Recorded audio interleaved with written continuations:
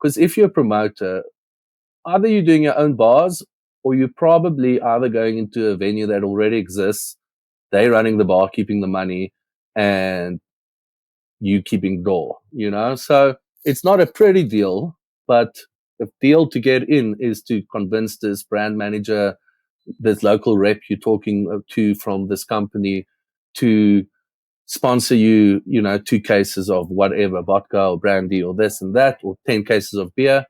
You go and sell it at cost price to the venue, and they give you cash like that.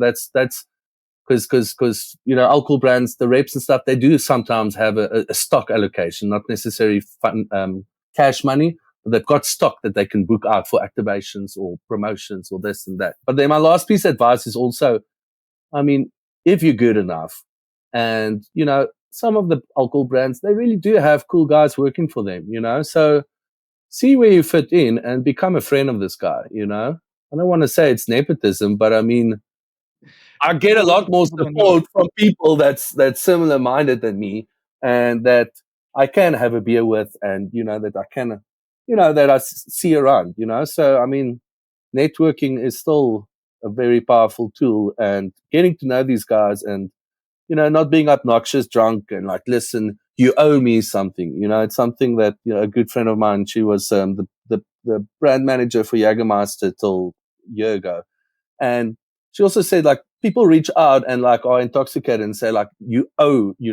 like, I'm doing all the work and you owe me money, So just be humble. Both parties needs each other, I think, and I'm only touching alcohol brands now because the reality is that any person listening here, that would be your entry point of getting money. I'm pretty sure the Stein brothers from Rocking the Daisies aren't listening to my advice now.